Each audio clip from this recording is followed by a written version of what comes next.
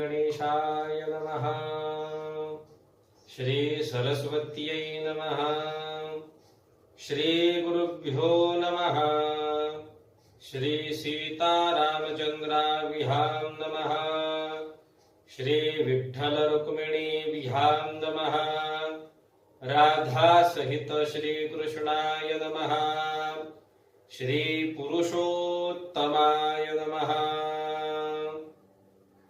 ओम वक्रतुंड महाकाय सूर्यकोटि समप्रभ निर्विघ्नं कुरु मे देव सर्वकार्येषु सर्वदा।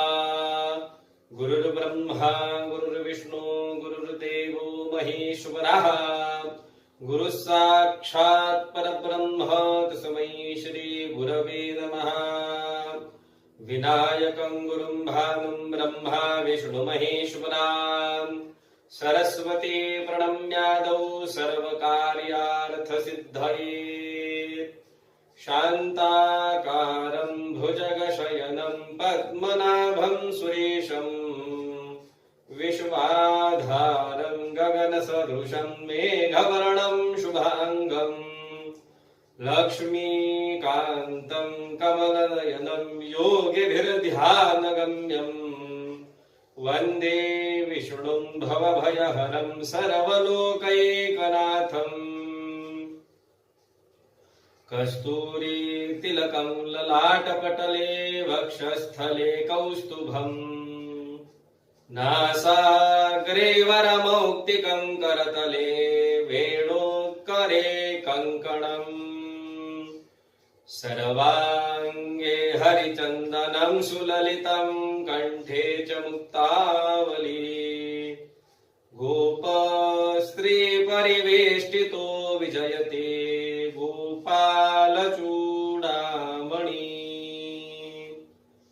वंशी विभूषितकरानवनीरदाभात् पीताम्बरादरुणबिम्बफलाधरोष्ठात् पूर्णेन्दुसुन्दरमुखादरबिन्दुनेत्रात् कृष्णात् परं किमपि तत्त्वमहं न जाने। वसुदेवसुतं देवं कंसचाणूरमर्दनं देवकी परमानन्दं कृष्णं वन्दे जगद्गुरुम्। मूकं करोति वाचालं पङ्गुं लङ्घयते गिरिं यत्कृपातमहं वन्दे परमानन्दमाधवम्। कृष्णाय वासुदेवाय हरये परमात्मने प्रणतः क्लेशनाशाय गोविन्दाय नमो नमः।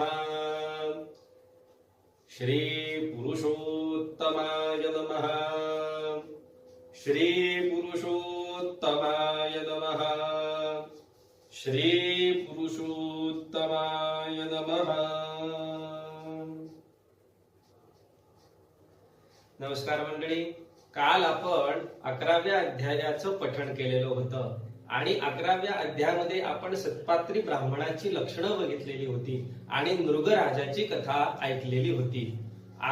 आता आपण 12व्या अध्यायाला आरंभ करणार आहोत। अधिक मास महात्म्य या ग्रंथातील अध्याय 12वाला आपण आरंभ करूया। श्री गणेशाय नमः। श्री सरस्वत्यै नमः।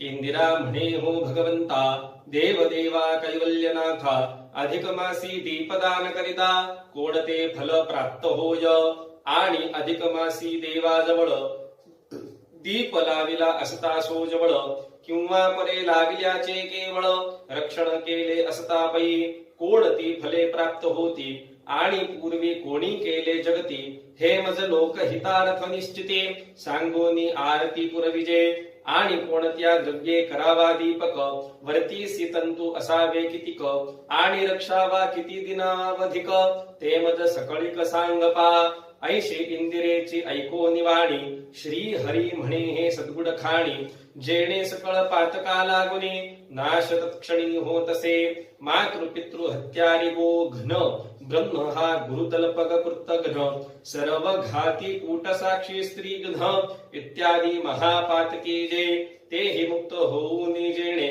निर्जर लोके करती ठाणे, शुद्धात्मे ते यदाचरणे, शाश्वत मुक्ती ते पावती, आणि तयांच्या शतकुलांचा उद्धार होय पैसाचा, ऐसा या परम विशुद्ध कर्माचा महिमा असे अत्यानूप, ते अधिक मासीचे दीपदान कर्म, यद्यपि असे गौप्य परम, तथापि तू मत्प्राण प्रिया उत्तम, म्हणून तुझ ते सांगतो, शुक्ल प्रतिपदे पासून अमावास्या होय जो पूर्ण, तो वरी न होता रवी संक्रमण, मलमास तो होतसो, तेव्हा शुक्ल प्रतिपदादिनी उषक काली आनंदे उठोनी, यथोक्त शौच विधी सारुनी मुखमार्जन करावे, मग संगमी किंवा नदीत किंवा निर्झरी हृदांत, की तडागे वापीत वा कूपात, किंवा गृहांतचे शीतोदके अथवा उष्णोदके करून यथाविधी करावे स्नान, जैसे जयाचे शक्तिमान तैसे चितेने आचरावे, उष्णोदके स्नान करिता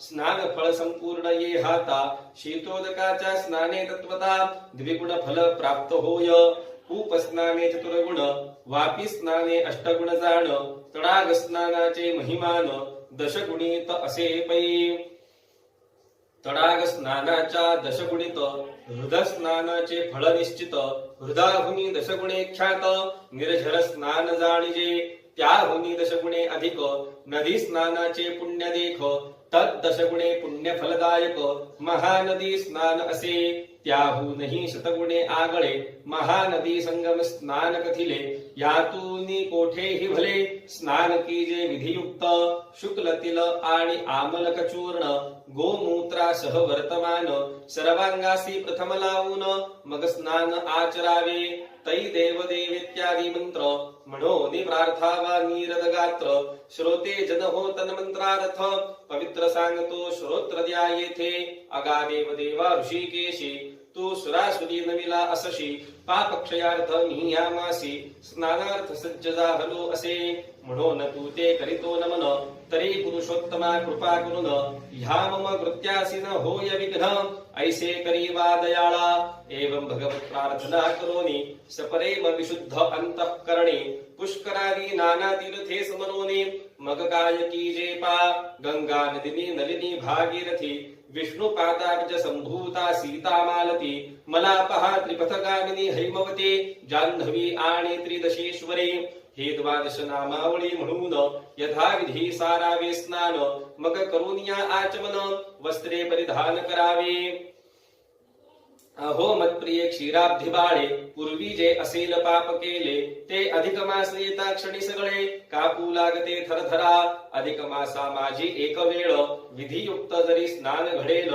तरी सप्तजन्मीचे पाप सकळ, जाते तत्काळ वितळूनी, पूर्व दिन स्नाने आपे आप, दश जन्मार्जित नासे पाप, शतजन्मींच्या पापांचा लोप, मासार्ध स्नाने होतसे, आणि संपूर्ण मासी सतत स्नान करिता विधियुक्त, सहस्रजन्मींची पापे समस्त समूळ नासती निश्चये, तो वरीच तमाची दाटणी, जो न उगवे वासरमणी, तो वरीच मदकीजे वारणी, जो वरी सिंहन देखिला, सिंधू गरजे तो वरीच पाही, जो कलशोद्भव देखिला नाही, तो वरी भूतांची परम घाई, जो मंत्रवादी न देखिला, तो वरी सर्प फोपावे क्रूर, जवन आला विलता कुमार, तो वरीच पाप संभार, अधिक मास स्नान नाही जो, स्नान करीती जेन मलमासी, दारिद्र्या दुःखेन सोडिती त्यासी, म्हणून कांते सर्व भावेसी, अवश्य स्नान कीजिये, सर्व पाप मळांचा अपकर्ष, हा मास करीतो निशेष,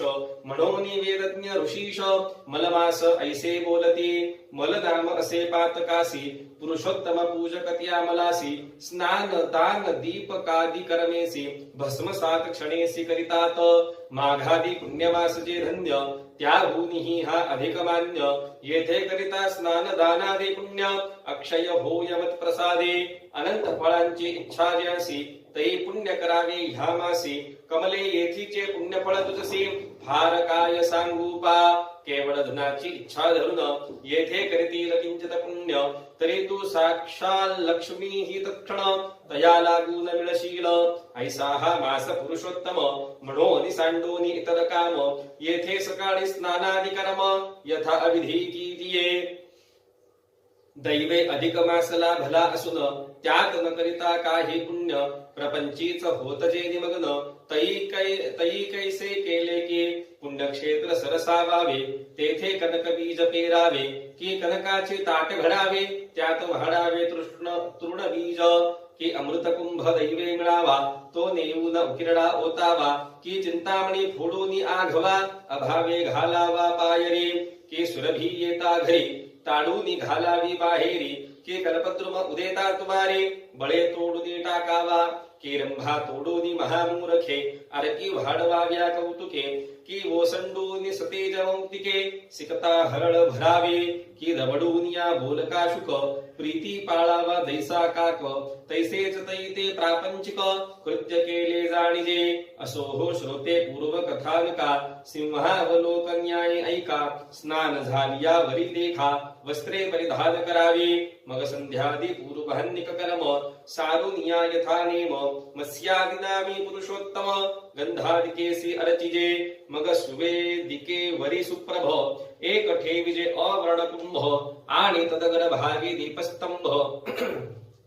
ताम्रमय एक ठेवावा त्या माझी पंचांगुल प्रमाण सप्त तंतूंची वात घालून घृते किंवा तैले करून दीप प्रज्वलन करावे यथा विधी स्थापन पूर्वक पूजूनिया तो दीपक कुंभाचेही तैसेची सकळिक स्थापन पूजन करावे मग जोडून या उभय हस्तासी कीजे यथोक्त संकल्पासी दीप सकळ तमनाशी आणि सुकांतीसी देतसे या लागी हे दीप प्रदान करितो मी भक्तिभावे करून याने श्री पुरुषोत्तम भगवान संतुष्ट राहो सर्वदा अज्ञानांधकारे व्याप्त माया कल्लोळी समायुक्त नाना पापांनी परिपूरित ऐसा हा घोर संसार जो या माझे ज्ञान मोक्षदाता दीप असे पै सर्वथा म्हणून हे श्री भगवंता तुझम्या अर्पिला असे तरी म्या विधल्या ह्या दीपोत्तमा घेई तू श्री पुरुषोत्तमा आणि प्रसाद सुमुख होऊनी आम्हा वांछितार्थ प्रद होई ऐसी प्रार्थना करूनी मग नाना मंगल संयुक्त चांग सानंद चित्ते यथोक्त सांग कुंभ पूजन करावे एवं संपूर्ण मास पर्यंत अखंड दीप स्थापिजे प्रदीप्त आणि नित्य पूजा विधी यथोक्त भक्ती भावे आचरावा यथाशक्ती ब्राह्मण भोजन भक्त्या कीजे दक्षिणा प्रदान आणि मासांती रात्र उजागरण प्रीतीपूर्वक करावे इंदिरे ऐशा विधी नेन दीप करिती अधिक मासा भीतर ते पुनरावृत्ती रहित सुंदर परमस्थान पावती गोभू हिरण्यादि दानांनी जे फळ प्राप्त मानवा लागूनी ते अधिक मासी दीपदानाचे लाभते जाण निसंशय दीपदात्यासी लाभे सुकांती दीपदासी मिळे धन संपत्ती दीपदासी होय ज्ञान प्राप्ती अंती मोक्ष ही त्या होय दीपदाता सौभाग्य पावत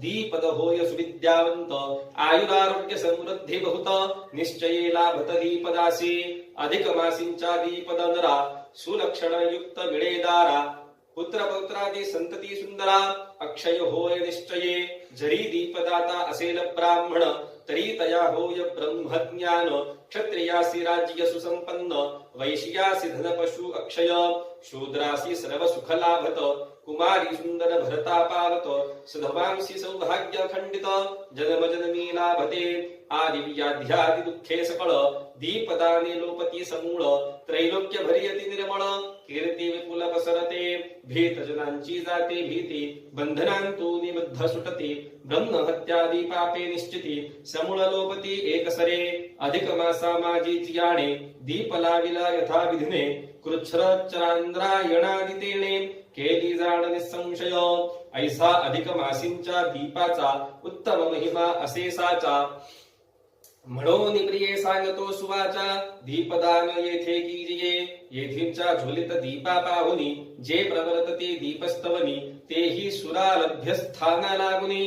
पावती जाण साचार आणि जे का अधिक मासा ठाई दीप प्रज्वालनाचे विषयी नाना गोष्टी सांगून पाहे. दुसर्यासी प्रेरणा करितात ते सर्व पाप विद्रमुक्त होऊन निश्चये पावती वैकुंठ भुवन.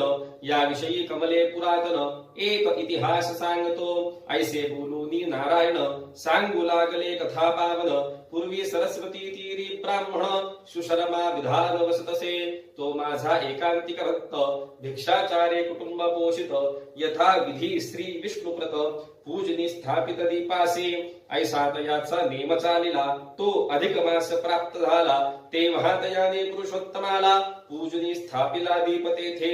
आणि रात्र हरिसी हृदयी चिंतू सदनी स्थिर राही. तै नित्य निशी समयी मार्जार येई मूषकारथ. ऐसा नित्य क्रम चालला तो एकादशी दिवस आला. सुशर्मा विप्र पुरुषोत्तमाला पूजिता झाला यथाविधी. आणि नाम संकीर्तन करीत रात्र बैसला जागरारथ. तो मध्यरात्री मूषकारथ मार्जार घरात पातला. वरती वरुती काजळी काढली वरती वरुती काजळी वाढली. तेने दीपकांती मंदावली. इतक्या माझी दीपाजवळे मूषकावली आली असे. तिये वरती त्या मार्जारे उडी घातली महानिकरे. तैतयाच्या पादक प्रकारे दीपस्तंभ थरारला. काजळी सर्व गेली झडून दीप झाला प्रकाशमान. प्रभाती काही कारणे करून मार्जार मरण पावला. तरी तत्पाद प्रहारे करून जे घडले दीप संवर्धन. तेने पुण्य तो विमानी तत्क्षण बैसुनी वैकुंठी पावला. आणि तो सुशर्मा नामाद्विज भिक्षावृत्ती असोनी सहज. दीप प्रभावे तेज पुंज समृद्धिमान जाहला. पुत्र पौत्र धान्य विपुळ शरीरारोग्य ऐश्वर्य अचळ. आणि पृथ्वीवरी यश निर्बळ विस्तारले तयाचे. असो ऐसा तो सुशर्मा ब्राह्मण इहलोकी झाला सुख संपन्न. अंती दीप प्रभावे करून मोक्ष सदन पावला. ऐसेच प्रिय इतरही लोक उद्धरून या गेले अनेक. अधिक मासींच्या दीपाचे कौतुक सांगू कितीक तुझ लागे. पुरुषोत्तम मासी यथाविधी दीप लाविता देवा सन्निधी. अंती दुस्तर भवांबुधी तराया न लगे आयास. अधिक मासींच्या दीपा समान आणिक नाही काही पावन.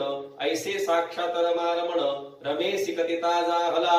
श्री अधिक मास महात्म्यसार बृहन्नारदीय पदमाधार. सज्जन श्रोते ऐकोत चतुर द्वादशोऽध्याय गूढः. श्री कृष्णार्पणमस्तु.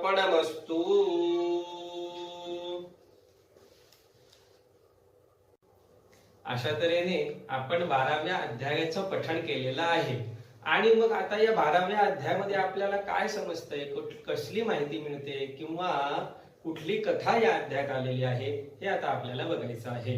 काय झालंय की महालक्ष्मीने महाविष्णूंना काय विचारलंय की या अधिक मासामध्ये दीपदानाचं काय महत्व आहे किंवा उचित ठिकाणी दिवे लावून प्रकाशाची सोय करणे ह्या गोष्टीला किती महत्व आहे. दिवा कोणत्या द्रव्याचा असावा, त्यातील वातीला धागे किती असावे, ती वात किती मोठी असावी, तो दिवा किती दिवस तेवत ठेवावा, अशा तऱ्हेची ही संपूर्ण माहिती मला सांगा. आणि मग भगवान महाविष्णू महालक्ष्मीला याबद्दलची माहिती सांगताय. ते काय म्हणताय की अधिक महिन्यामध्ये दीपदानाचे फार मोठे महत्व आहे. त्याने सर्व पापातून मनुष्य मुक्त होतो. खास करून अधिक महिन्यात शुक्ल प्रतिपदेला किंवा शुक्ल प्रतिपदेपासून दीप लावायला सुरुवात करायची आहे. मग ते कसं करावं? प्रथम सकाळी लवकर उठावं, स्नान करावं, शौच मुखमार्जन आदी आपले प्रातर्विधी सगळे उरकून घ्यावे. स्नानाची फळे एकापेक्षा एक जास्त कशी आहेत ते मी अगोदर सांगतो. म्हणजे त्यांनी काय सांगितलं की सकाळी उठून आपले सर्व प्रातर्विधी आवरून झाले किंवा आपण स्नान करायचंय. मग आता ह्या स्नानाची फळी तर एकापेक्षा एक कशी मोठी आहे हे देखील आता मी तुला सांगणार आहे. मग ते काय सांगता आहेत की उष्ण पाण्याने स्नान केल्याने एक पट फळ आपल्याला मिळते. म्हणजे काय सोप्या भाषेत सांगायचं तर गरम पाण्याने जर आपण आंघोळ केली ना तर 1 पट फळ आपल्याला मिळत असतं. पण तेच जर आपण थंड पाण्याने आंघोळ केली तर किंवा थंड पाण्याने स्नान केलं तर दुप्पट फळ आपल्याला मिळत असतं. त्यातही स्नान घरातल्या पाण्याने करावीत. बरोबर, आपण घरातच स्नान करतो. पण जर समजा विहिरीवरती जाऊन स्नान केलं तर चौपट पुण्य. तेच जर तुम्ही मोठ्या वापीजवळ जाऊन स्नान केलं तर 8 पट पुण्य. त्यानंतर तलावातील पाण्याने जर स्नान केलं तर 10 पटीचं फळ. तसंच त्याचा 10 पट जास्त पुण्य डोहातील पाण्याने स्नान केलं तर मिळतं. म्हणजे डोहातल्या पाण्याजवळ जाऊन जर स्नान केलं तर 20 पट फळ आपल्याला मिळत असतं. झऱ्याच्या पाण्याने स्नान केलं तर त्याच्या 10 पट होतं, म्हणजे जवळजवळ 200 पटीत. पुन्हा नदीत जाऊन जर स्नान केलं तर त्याचं पुण्य त्याच्या 10 पट, म्हणजे 2000 पट. त्याच्या 10 पट पुण्य आपल्याला कधी मिळतं तर महानदीत जर आपण स्नान केलं तर, म्हणजे किती, जवळजवळ 20,000 पट. स्नान करताना पांढरं तीळ किंवा आवळ्याचं चूर्ण घेऊन गोमूत्र अंगाला लावून स्नान करायचं आहे. म्हणजे एकंदरीत अभ्यंग स्नान म्हणा की आपल्याला आवळ्याचं चूर्ण करायचंय आणि ते उठणं आपल्या अंगाला घासून, तेलाने अंग घासून, पांढऱ्या तिळाने अंग घासून, गोमूत्राने अंग घासून आपल्याला स्नान करायचं आहे. आणि त्यावेळी आपल्याला देवाची प्रार्थना देखील करायची आहे. की काय प्रार्थना करायची की हे देवादिदेवा ऋषिकेशा, तुला देव दानव देखील वंदन करतात आणि म्हणून ह्या अधिक मासामध्ये मी तुझं नाम घेऊन स्नान करतो आहे, म्हणून मी तुला नमन करतो आहे. तरी त्यात विघ्न येऊ नये ह्यासाठी तू मला सहाय्य करायचं आहे, अशी प्रार्थना तिथे केली जात असते. आणि मग ह्या प्रार्थनेनंतर काय करायचं की पुष्कर आदी जी तीर्थ आहेत, नाना तऱ्हेची तीर्थ आपल्या या भारतामध्ये आहेत, त्या सर्व तीर्थांचं स्मरण आपण करायचं आहे. खास करून त्यामध्ये महानदी म्हणजे गंगा आहे, नंदिनी आहे, नलिनी आहे, सीता आहे, मालती आहे, मला पहा नावाची नदी आहे, त्रिपथगामिनी आहे, भागीरथी आहे, हैमवती आहे, जान्हवी आहे आणि त्रिदशेश्वरी, अशी ही महानद्यांची नावं घेऊन आपण स्नान करायचं आहे. स्नानानंतर आचमन करायचं आहे, कोरडी वस्त्र नेसायची आहे आणि अशा तऱ्हेने हा सर्व स्नान विधी उरकून घ्यायचा आहे. अधिक मासामध्ये एक वेळ जरी असं यथाविधी स्नान घडलं तरी 7 जन्मांची पाप ही समूळतः नष्ट होऊन जात असतात. संपूर्ण महिनाभर तुम्हाला अधिक मासामध्ये असं यथाविधी स्नान करायची आवश्यकता नाही. फक्त कोणताही जो एक योग्य दिवस तुमच्यासाठी असेल, तुम्हाला ज्या दिवशी ही सगळी सुविधा होत असेल, त्या दिवशी तुम्ही सांगितलेलं यथाविधी स्नान करायचे. म्हणजे कसं, सकाळी पहाटे लवकर उठून त्यानंतर आपले प्रातर्विधी सर्व आवरून मग गरम पाण्याने केलं तर 1 पट पुण्य आहे आणि थंड पाण्याने केलं तर दुप्पट आहे. आणि तसंच पटीतले पुण्य मी तुम्हाला सांगितलं, जसं विहिरी जवळ असेल, वापी जवळ असेल, डोहात असेल, तलावात असेल, त्यापुढे नदीत आणि त्याच्या पुढे महानदीमध्ये असेल, जसं तुम्हाला योग्य असेल त्या ठिकाणी जाऊन स्नान करायचंय. स्नान करताना त्याला अंगाला पांढरे तीळ घासायचे आहेत, आवळ्याचं चूर्ण करून त्याने अंग घासायचं आहे, गोमूत्राने सर्व अंग घासायचं आहे आणि असं अभ्यंग स्नान आपल्याला पूर्ण करायचं आहे. बरं, हे स्नान करताना देवाला प्रार्थना देखील करायची की सगळेच देवता जे कोणी असतील ते सर्व देव असो, दानव असो, मानव असो, सगळेच तुला प्रार्थना करतात. तसे मी देखील आता तुझी प्रार्थना करणार आहे, तुला नमस्कार करणार आहे. तर ह्या अधिक मासाच्या व्रताचरणामध्ये मला विघ्न येऊ नये म्हणून तुम्हाला सहाय्य करायचं आहे. अशा तऱ्हेची प्रार्थना आपण ती देवाची करायची आहे. गंगेच्या संपूर्ण 12 नावांचं स्मरण शक्य झालं तर आपण करायचं आहे. ती 12 नावं देखील मी तुम्हाला सांगितलेली आहे. त्यानंतर असं जर एकदा जरी तुम्ही केलं महिनाभरात तरी सुद्धा संपूर्ण समूळ पापाचं क्षालन तिथे होऊन जाणार आहे.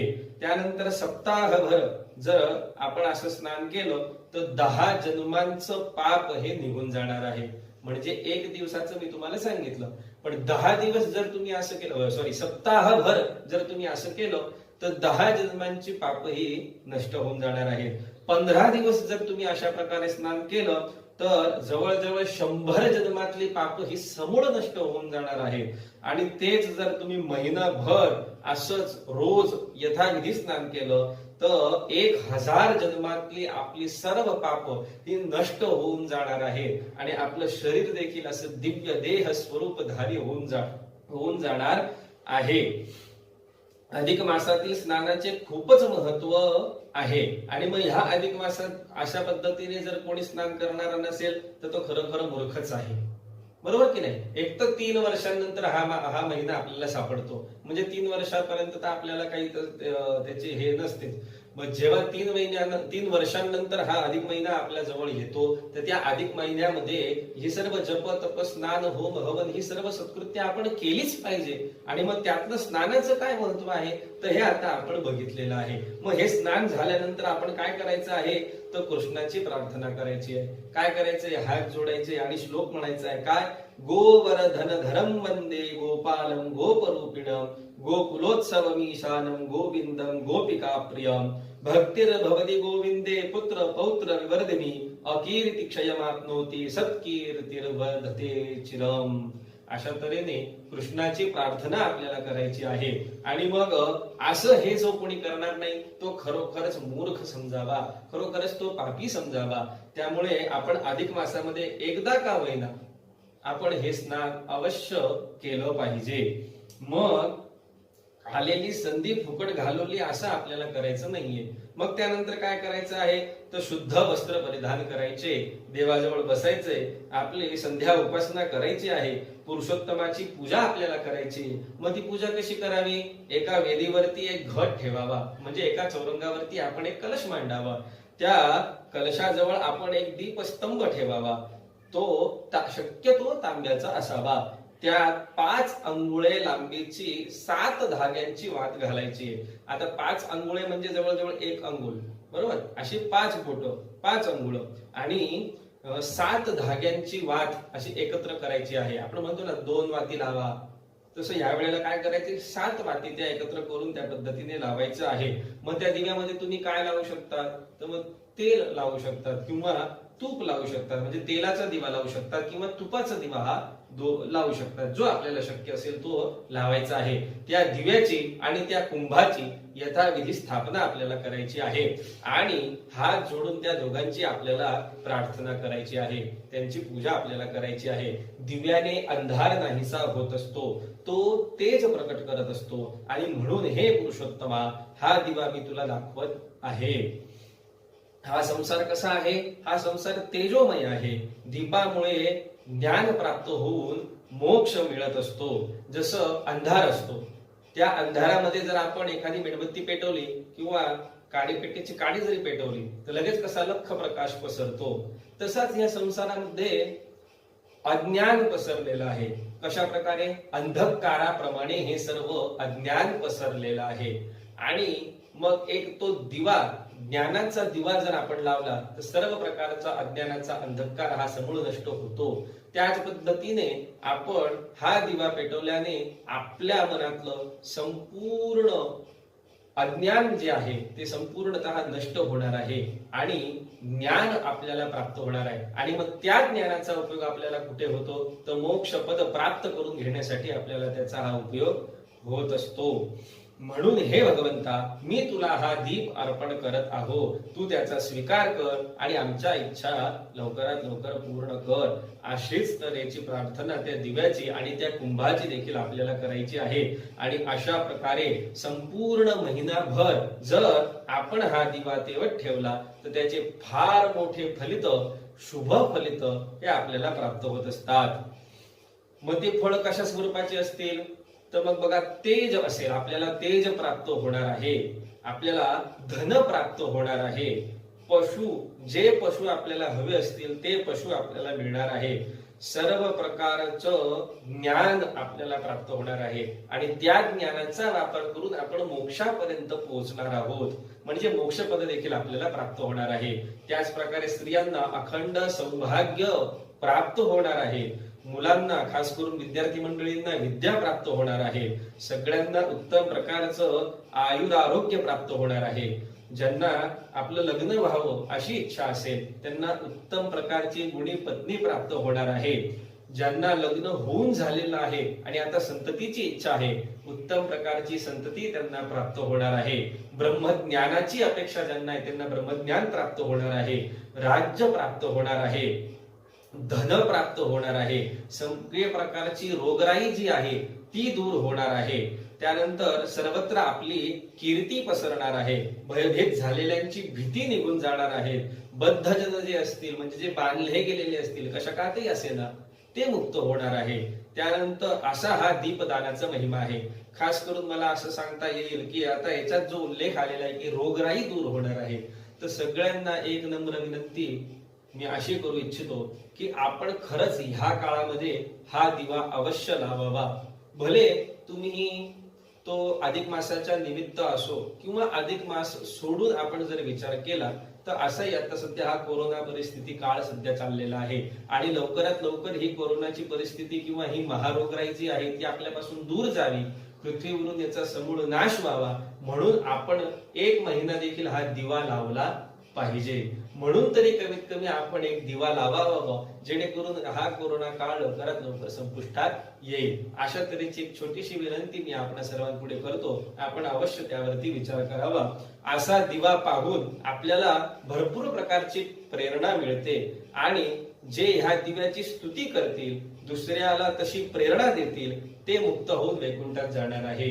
म्हणजे काय तर असा हा दिवा लावून याची पूजा करणे आणि जसं आपण केलं तसंच दुसऱ्याला देखील आपण सुचवणे.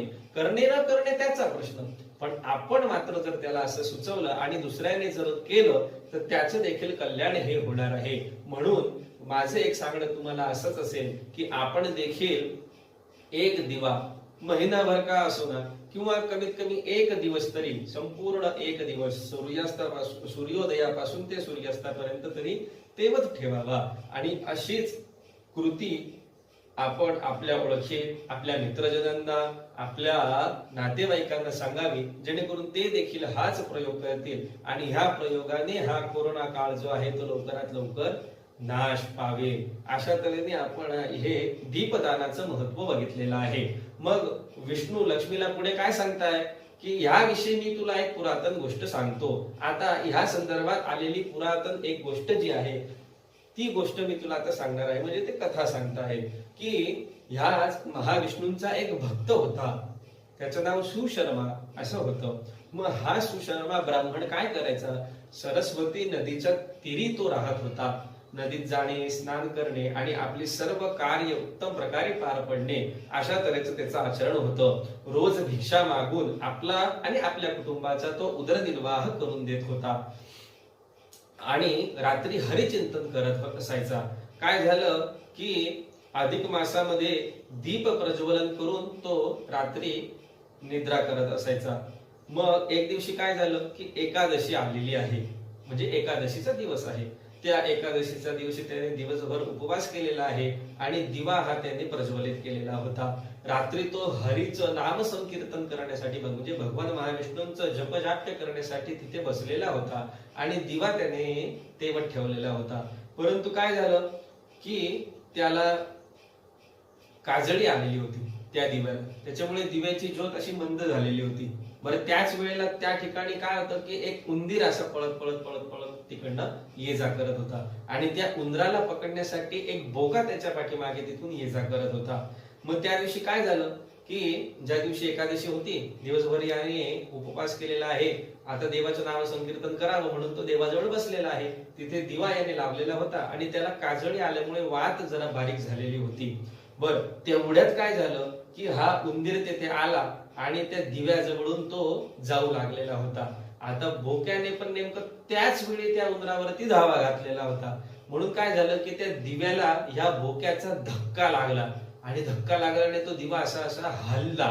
पण त्या हलण्याने काय झालं की ती काजळी जी त्याला आलेली होती ती अशी पडून गेली, निघून गेली आणि म्हणून ती वात जी होती किंवा ती ज्योती जी होती ती अशी मोठी झालेली आहे. दिवा तिथे प्रज्वलित झालेला आहे आणि म्हणून असं झाल्यानंतर दुसऱ्या दिवशी सकाळी काय झालं तर काही कारणास्तव त्या बोक्याचा मृत्यू झालेला आहे. परंतु मृत्यू झाल्यानंतर काय झालं की त्याच्याकडनं हे पुण्यच घडलेलं होतं की काजळी काढून जाणे आणि दिवा पुन्हा प्रज्वलित करणे. मग त्याच्या ह्या पुण्याने त्याला विष्णू लोक प्राप्त झालेला आहे. मरणोत्तर तो मुक्त झालेला आहे. हरीच्या समोर अधिक मासामध्ये दिवा तेवत ठेवल्याने तो सुश्रमा ब्राह्मण देखील शेवटी परमपद म्हणजे मोक्ष प्राप्त करता झालेला आहे. आणि बोक्याचा धक्का लागून तो दिवा पुन्हा प्रज्वलित झाला. त्याच्या ह्या पुण्याने चुकून का होईना पण त्याच्या हातून हे पुण्य घडलं आणि म्हणून तो देखील मुक्त झालेला आहे. अशा तऱ्हेने हे दीपदानाचं किंवा दीप प्रज्वलन करण्याचं असं किंवा स्नान करण्याचं हे दोन्ही महत्व भगवान महाविष्णू लक्ष्मीला म्हणताय की मी तुला सांगितलेलं आहे. आणि हीच कथा वाल्मिकी ऋषी दृढधन्वा राजाला देखील सांगत आहे. अशा तऱ्हेचा कथाभाग हा आपल्याला ह्या अध्यायामध्ये बघायला मिळालेला आहे. आजचं व्रत विशेष काय आहे किंवा दान विशेष काय आहे हे आपण काल बघितलेलंच आहे. बरं त्यातल्या त्यात आज असं आहे की आजचं जे दान विशेष महत्व हे आपण काल बघितलेलं आहे. आता आपण उद्याचं दान विशेष काय आहे हे आता बघणार आहोत. तर उद्याची द्वादशी तिथी असणार आहे आणि त्या तिथीला कुठला देव असतो तो श्रीश नावाचा देव असतो. या देवासाठी आपण विविध प्रकारची फळं ही दान करू शकतो. म्हणजे उद्याचं दान विशेष काय आहे तर विविध प्रकारची फळं. मग ही फळं कोणती असावी असा काहीही नियम नाही. जी आपल्याला शक्य असतील, जे आपल्याला सापडतील, जे आपल्याला जमा करता येतील अशा तऱ्हेची फळं जमा करायची आणि सत्पात्र व्यक्तीला ती आपण दान द्यायची आहे. मग व्रत विशेष काय म्हणता येईल तर व्रत विशेष हेच आहे जे आपण कथेमध्ये बघितलेलं आहे की रोज तुपाचा दिवा हा श्रीकृष्णाच्या मूर्तीपुढे सकाळी व संध्याकाळी कमीत कमी 1 तास लावायचा आहे. तो तेवत ठेवायचा आहे आणि असं 1 महिनाभर आपण करायचं आहे. आणि महिना पूर्ण झाल्यानंतर तो दिवा किंवा नवीन आपण एक दिवा घेऊन तो एका सत्पात्र व्यक्ती ब्राह्मणाला दान द्यायला पाहिजे आहे. अशा तऱ्हेने आपण उद्याचं दान विशेष काय आहे, व्रत विशेष काय आहे हे आपण बघितलेलं आहे. उद्या आपल्याला 13व्या अध्यायाचं पठण करायचं आहे. तेव्हा आपण उद्या नक्कीच भेटणार आहोत. पण तोपर्यंत मात्र नमस्कार.